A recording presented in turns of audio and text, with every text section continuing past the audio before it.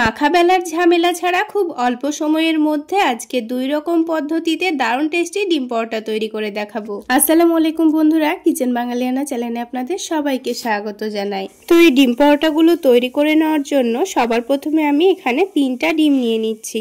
তো এবার প্রথমে ডিমগুলোকে মিক্সিং বোলের মধ্যে ভেঙে নিতে হবে। তো বন্ধুরা, এখানে পরোটাগুলোর পরিমাণ যদি আপনারা বাড়িয়ে নিতে চান তাহলে ডিমের পরিমাণও বাড়িয়ে নিতে হবে। তো আমি এখানে অল্প করে পরোটাগুলো তৈরি করে নেব, সেজন্য 3টা ডিম নিয়ে নিয়েছি। এবার এই ডিমের মধ্যে 1 কাপ পরিমাণ দুধ দিয়ে দিয়েছি। আমি এখানে ব্যাটারটা দুধ দিয়ে তৈরি করে নিব, তাই দুধ দিয়েছি। আপনারা চাইলে পানি দিয়েও ব্যাটারটা তৈরি করে নিতে পারেন। তারপর অল্প করে একটু পেঁয়াজ কুচি দিয়ে দিয়েছি।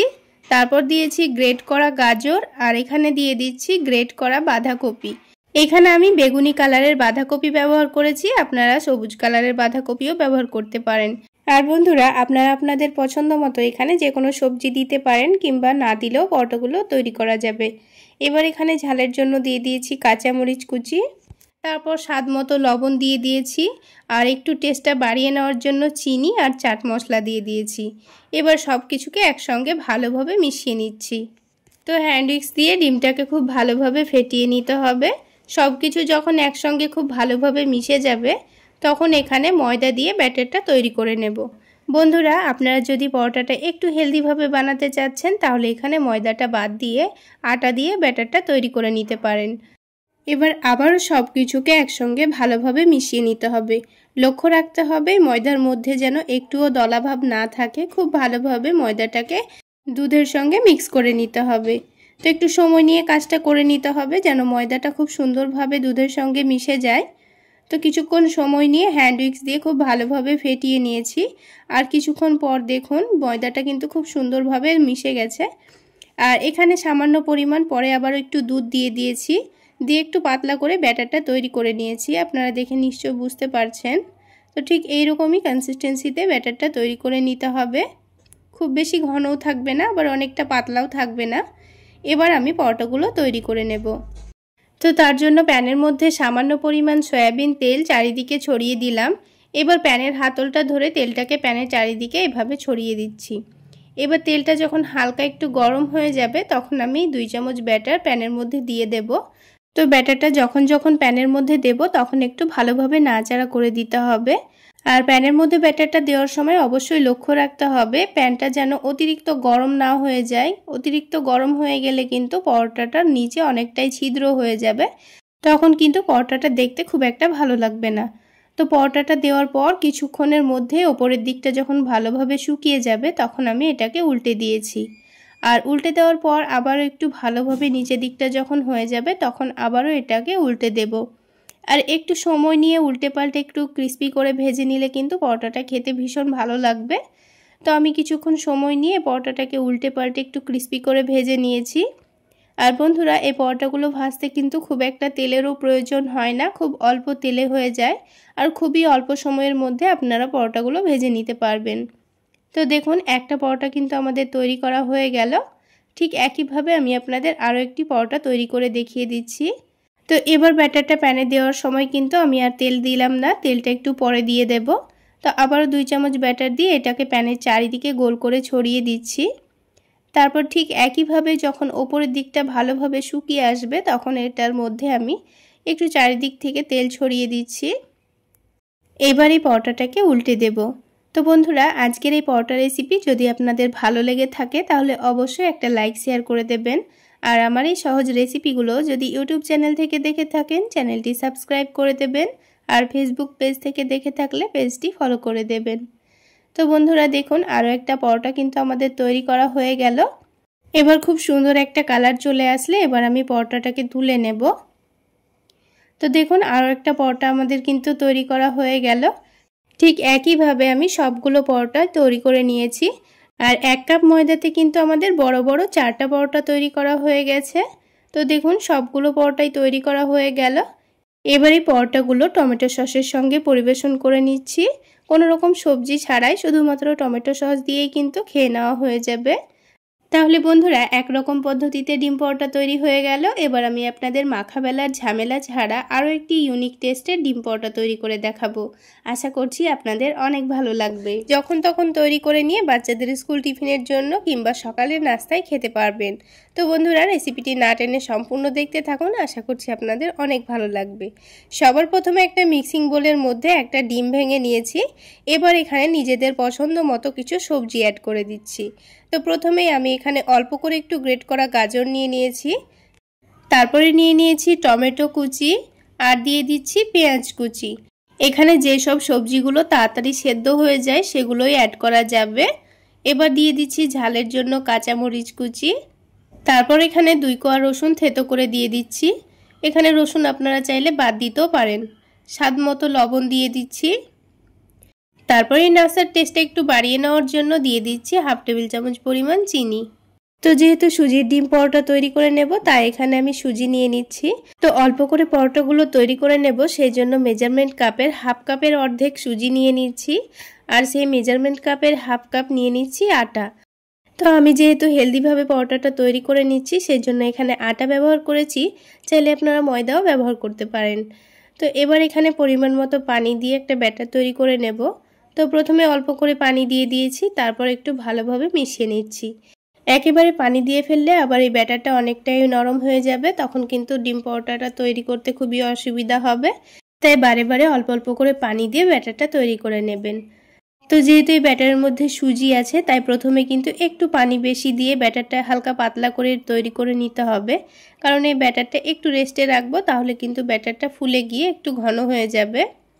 আর বন্ধুরা এই পদ্ধতিতে পরোটা তৈরি করতে কিন্তু আমাদের খুবই সুবিধা হয়, কারণ মাখা বেলার কোনো রকম ঝামেলা থাকে না। ঝটপট ব্যাটারটা তৈরি করে নিয়ে আমরা পরোটাগুলো তৈরি করে নিতে পারি, আর পরোটাগুলো খেতেও কিন্তু খুবই ভালো লাগে। তো দেখুন একটু পাতলা করেই কিন্তু আমি ব্যাটারটা তৈরি করে নিয়েছি, আপনারা দেখে নিশ্চয়ই বুঝতে পারছেন। তবু একটা চামচ দিয়ে আমি আপনাদের ব্যাটারটা দেখিয়ে দিচ্ছি। এবারে ব্যাটারটাকে আমি 10 মিনিটের জন্য রেস্টে রাখবো, তাহলে এই ব্যাটারটা এখনকার থেকে অনেকটাই ঘন হয়ে যাবে। ততক্ষণে আলাদা একটা বাটির মধ্যে একটা ডিম ভেঙে নিচ্ছি। এবারে ডিমের মধ্যে স্বাদ মতো লবণ দিয়ে দেব, তারপর ঝালের জন্য মরিচের গুঁড়ো দিয়ে দিচ্ছি। আর টেস্টটা একটু বাড়িয়ে নেওয়ার জন্য আমি সামান্য পরিমাণ চাট মশলা দিয়ে দিয়েছি, আপনারা চাইলে চাট মশলা বাদ দিতেও পারেন। এবার সব কিছুকে একসঙ্গে ভালো করে মিশিয়ে নিতে হবে।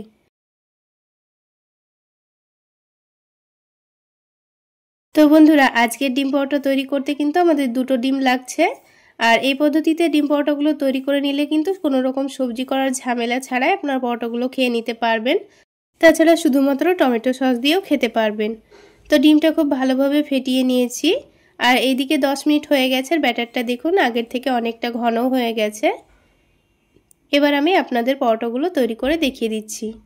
তো পরোটাগুলো তৈরি করে নেওয়ার জন্য প্যানের মধ্যে সামান্য পরিমাণ তেল দিচ্ছি।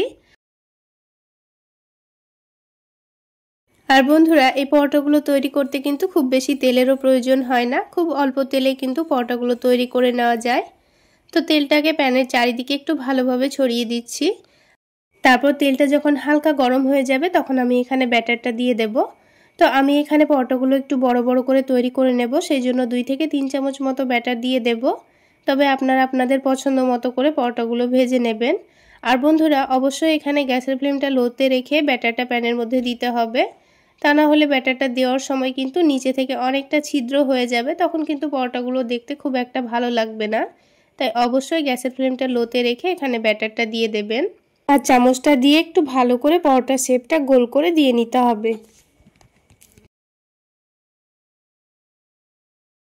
তো দেখুন ওপরের দিকটা যখন খুব সুন্দর শুকিয়ে গেছে তখন এটাকে উল্টে দিয়েছি। আর এই পরোটাটা যদি একটু সময় নিয়ে লো আঁচে ভেজে নেওয়া যায় তাহলে কিন্তু অনেকটাই ক্রিস্পি হয়। তো পরোটাগুলো ভাজতে একটু সময় লাগবে, একটু সময় নিয়ে উল্টে পাল্টে ভেজে নিলে কিন্তু পরোটার কালারটাও খুব সুন্দর আসবে, আর পরোটাটা খেতেও ভীষণ ভালো লাগবে।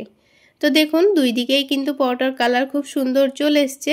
এবার যে ডিমটা আমি ফেটিয়ে রেখেছিলাম সেটা উপর থেকে একটু ছড়িয়ে দিচ্ছি।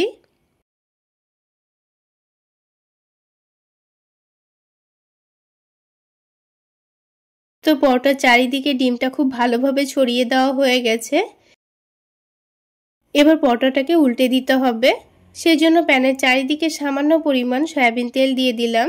এবার পরোটাটা উল্টে দিয়ে নিচের দিকটা একটু ভালো করে ভেজে নিতে হবে। ডিম দেওয়ার পর পরোটাটা উল্টানোর আগে অল্প করে একটু তেল দিয়ে ডিমটা ভেজে নেবেন, তাহলে ডিমের যে আষ্টে গন্ধটা থাকে সেটাও থাকবে না, আর পরোটার কালারটাও খুব সুন্দর আসবে আর খেতেও ভীষণ ভালো লাগবে। তো দেখুন পরোটাটা আমার তৈরি করা হয়ে গেছে। এবার পরোটাটাকে একটু ভাঁজ করে নিয়ে আমি উঠিয়ে নিচ্ছি। তো দেখুন বন্ধুরা, একটা পরোটা কিন্তু আমাদের হয়ে গেল। ঠিক একইভাবে আমি আপনাদের আরও একটি পরোটা তৈরি করে দেখিয়ে দিচ্ছি। তো দেখুন ব্যাটারটাকে আবারও আমি গোল করে ছড়িয়ে দিচ্ছি। প্যানের চারিদিকে একটু পাতলা করে ছড়িয়ে দেওয়ার চেষ্টা করবেন, তাহলে কিন্তু পরোটাগুলো অনেকটাই ক্রিস্পি হবে। একটু মোটা করে তৈরি করলে আবার খেতে ভালো লাগবে না।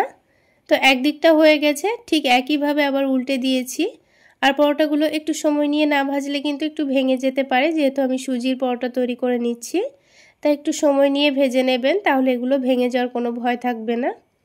তো দেখুন পরোটার দুই দিকে যখন ভালো কালার চলে এসছে, তখন আমি ডিমের মিশ্রণটা দিয়ে দিচ্ছি। তো এখানে আমি অল্প করে পরোটাগুলো তৈরি করে নিচ্ছি, তাই একটা ডিম ভেঙে নিয়েছি। তো যদি আপনারা পরোটার পরিমাণটা বাড়িয়ে নেন, তাহলে কিন্তু এখানে ডিমটাও বেশি লাগতে পারে, কারণ এখানে আমার 3টা পরোটায় একটা ডিম লেগেছে, আর এই ব্যাটারের মধ্যে কিন্তু আমার বড় সাইজের 3টাই পরোটা হয়েছে। তো দেখুন আরও একটা পরোটা কিন্তু আমাদের তৈরি করা হয়ে গেল। তাহলে বন্ধুরা, আজকের এই সুজির ডিম পরোটা রেসিপি আপনাদের কেমন লাগলো অবশ্যই কমেন্ট সেকশনে জানাবেন, আর ভালো লাগলে একটা লাইক শেয়ার করে দেবেন। সেই সাথে আমার এই সহজ রেসিপিগুলো যদি ইউটিউব চ্যানেল থেকে দেখে থাকেন, চ্যানেলটি সাবস্ক্রাইব করে দেবেন, আর ফেসবুক পেজ থেকে দেখে থাকলে পেজটি ফলো করে দেবেন। তো দেখুন বন্ধুরা, আমার কিন্তু 3টা পরোটাই তৈরি করা হয়ে গেছে, আর পরোটাগুলো কিন্তু যতটাই ক্রিস্পি হয় ততটাই নরমও হয়। এবার এই পরোটাগুলো আমি টমেটো সসের সঙ্গে পরিবেশন করে নিচ্ছি, আর একটা পরোটা আমি আপনাদের ভেঙেও দেখিয়ে দিচ্ছি। তো বন্ধুরা, আমার রিকোয়েস্ট রইল একবার হলেও সুজি দিয়ে হেলদি পরোটাটি আপনারা বানিয়ে খেয়ে দেখবেন। কোনো রকম সবজি ছাড়াই আপনারা ঝটপট তৈরি করে নিতে পারবেন। আর দেখুন পরোটাগুলো উপর থেকে কতটা ক্রিস্পি মনে হচ্ছে, আর পরোটার মধ্যে কিন্তু একটুও তেলতেলে ভাব নেই। খেতে কিন্তু দারুণ টেস্টি হয়েছিল বন্ধুরা। তাহলে বন্ধুরা, এই হেলদি পরোটাগুলো বানিয়ে চাইলে আপনারা বাচ্চাদের স্কুল টিফিনেও দিতে পারবেন, কিংবা সন্ধেবেলায় চায়ের সাথে স্ন্যাক্স হিসাবেও আপনারা খেতে পারবেন। খেতে কিন্তু দারুণ টেস্টি হয় বন্ধুরা। আর বন্ধুরা, আমি কিন্তু আমার চ্যানেলে আরও অনেক রকম পদ্ধতিতে পরোটা রেসিপি শেয়ার করেছি, চাইলে আপনারা আমার চ্যানেলে গিয়ে দেখে নিতে পারেন। তাহলে বন্ধুরা, আজকে এই পর্যন্তই। সকলে অনেক বেশি ভালো থাকবেন, সুস্থ থাকবেন। দেখা হচ্ছে আরও একটি নতুন রেসিপি নিয়ে নেক্সট এপিসোডে।